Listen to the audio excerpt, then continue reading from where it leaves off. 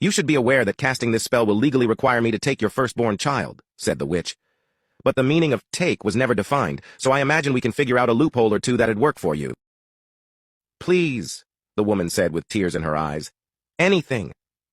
I'll do anything. The crone looked at her through her thick glasses and scratched one of her many warts. The woman's pleading was touching, even to someone who's seen as much as she did. She reached into the nearby drawer for a paper scroll and laid it out on the table. I can help her, the witch croaked, but understand that there are rules. If I help you, I will have to take your firstborn child. But why? The women pleaded.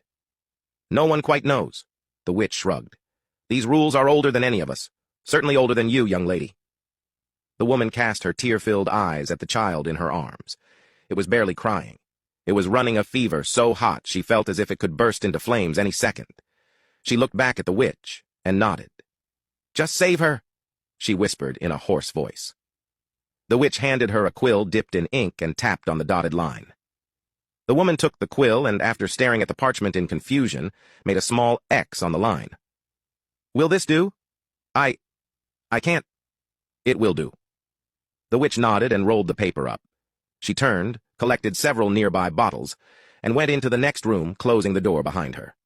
The woman remained in the room, alone and sobbing quietly, as she caressed her sick daughter softly. Lights of various colors emanated from the witch's workshop, accompanied by quiet buzzing and crackling. Suddenly, a loud clap shook the hut. The woman steadied herself and checked the child. It was smiling. The fever was gone, the eyes no longer bloodshot, and her skin looked a healthy pink color. The mother laughed with joy. The door swung open and the witch walked out. The room she was in was still glowing with a light purplish haze and smelled faintly of lilac. Is she... Ah, she said, seeing the happy child. Very good.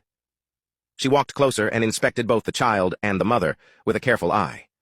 I just need to hold her. Please, just a moment. I need to... Rules are rules, young woman, the witch said and reached out.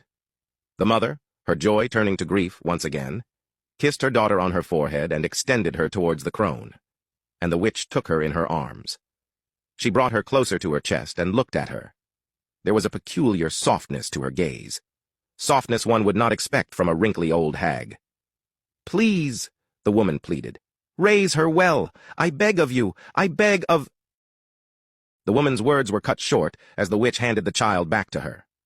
Slowly, as if she could not believe it, she took it back into her arms and hugged her closely. The rules state I must take her. They do not state for how long. The mother's legs shook as she looked at the witch. Oh, don't give me that look, the hag laughed raspily. You walked through the dark forest to get to my hut. You were prepared to leave her with me if it meant she would be healthy. Do anything to protect her. You know what that means? The woman shook her head.